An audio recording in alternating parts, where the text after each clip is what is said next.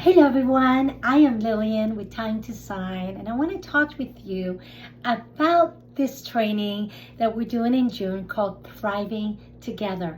It is all about wellness, and it's about learning that how to love ourselves, how to have self-love and self-care the right way in areas that we should think about. So such as areas as emotional, social, physical, and spiritual areas. So check out the link below and join us. This training also comes with a pre-recorded learning. So if you can't join us in the live webinar, you can just purchase the program and have added a self-paced complete 3-hour training and other resources and other videos and activities, and it comes with the whole ebook guide on the self journey. Let's talk about some of the areas we're going to learn about. So we're going to learn about social wellness. And what is social wellness? So social wellness is all about the right connections, how we connect with others, how we network in the right way, how we learn how to communicate better and understand each other, and setting boundaries the right way so that we have good connections out there with others. So we're going to learn how to initiate conversations with colleagues to build connections, reaching out to shy folks to help them integrate into the system with us, reach out to our family and friends in a more empathetic and amazing loving way, joining online communities and forums for more education and more networking, volunteering or leadership roles that we can take out there to help us with more engagement, setting boundaries. This is important. A lot of times people think boundaries are negative, but they're very, very important, especially time boundaries and physical boundaries and emotional boundaries. It's so important that we think about that in terms of why they're important and how to do it effectively, and learning how to say no in a more positive way and understanding why, setting the right priorities in our lives, because that's going to help us with setting the right boundaries. Practicing gratitude and expressing appreciation for others and for ourselves as a whole. Engaging in hobbies and activities that bring us joy and connection with new people that are like-minded. That's important too, you know, having your own sense of community.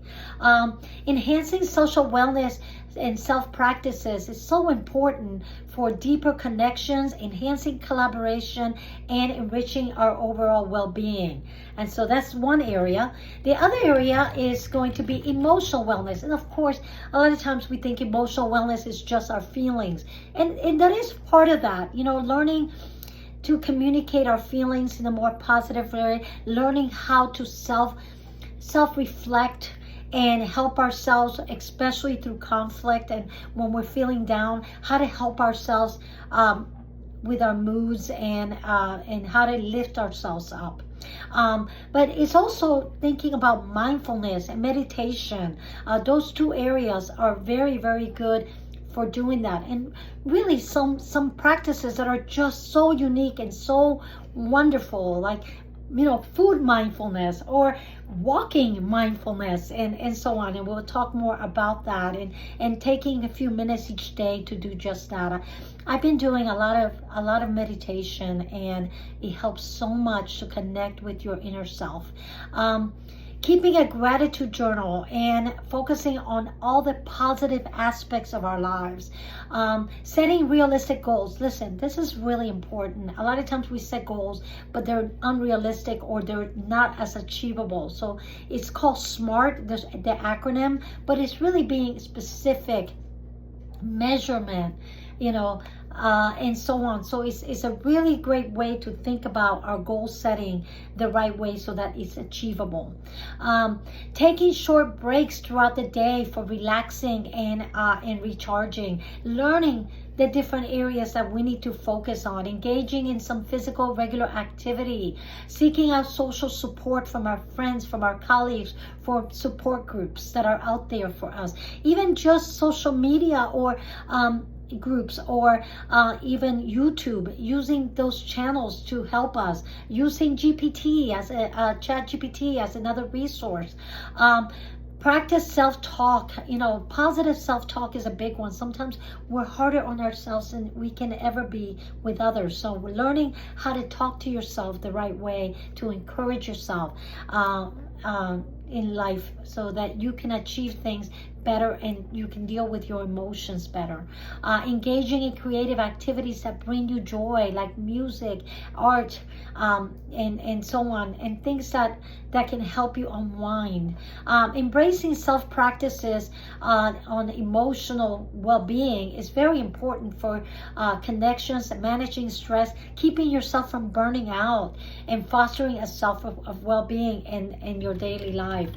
The next area is physical wellness. Of course, we know about regular exercise and so on, but taking the stairs instead of the elevator wherever possible, packing nutritious meals if you're working outside, making sure that you balance that with what you're eating, because sometimes what we're eating can really hinder our well-being. Practicing good posture, that's important, especially if you're working in a computer. We tend to slouch, and that creates a hindrance because it's a blockage in our system. Drinking plenty of water. I'm guilty of that, so I'm learning to drink a lot more water. Practicing relaxation techniques and progressive muscle relaxation. Listen, sometimes, depending on where your stress level is, sometimes your stress can be in your neck or in your stomach or in your back. So learning to do these release exercises to kind of help you in that area is very, very important. Setting aside time for things, again, that bring you joy, such as hobbies and activities, such as, I love dancing, so I'm starting to do a lot more of that, but just reading, maybe cooking, and so on, and setting that setting that time aside in your schedule, because you know what, the more you are self-aware of what brings you joy and doing some of that is great. I have a wellness framework that I've been doing, and I follow some of my gurus, so to speak, Tony Robbins and some of our folks, and they always say that they take time out early in the morning when they wake up to do some mindfulness or meditation. Maybe they go outside and just walk and to feel the grass or things like that, just to ground themselves to start their day, and it has helped them achieve so much more. So that's really important. That's an area to think about. The other one is to practice this on a daily basis. If you do it for 30 days, it becomes a habit. So remember that. And again, we're going to talk more about those areas. Yoga practices, tapping exercises to bring more oxygen for our bodies, for our cells, and helping you be less sluggish throughout the day. Spiritual wellness. A lot of people think spiritual wellness is all about religion, but it doesn't have to be. It's really about our beliefs and connecting with our inner self, sometimes connecting with our inner child, and looking at things in a more positive, loving, exciting way. I know that I'm in early childhood, so I look at 5-year-olds, 6-year-olds, 3-year-olds, and they see the joy on anything, and they see everything with wonder. I think we need to look at things more like that, connecting with our 6-year-old self, and learning how to look at things in a more wondrous loving and exciting way. Engaging in activities that bring you joy and happiness and a sense of fulfillment. Attending, religious or spiritual gatherings that may help you, depending again on the role that you want to engage in that area. Reading literature that is more enlightening, maybe listening to some podcast, reflecting on your life purpose and your values. We go on, we talk about 10 areas for self-awareness. So we have like a little quiz that we do. So we talk about what our values are, what our priorities are, who's the most important people in our lives, and things like that. Connecting with a supportive community of friends and family and support groups for guidance and encouragement.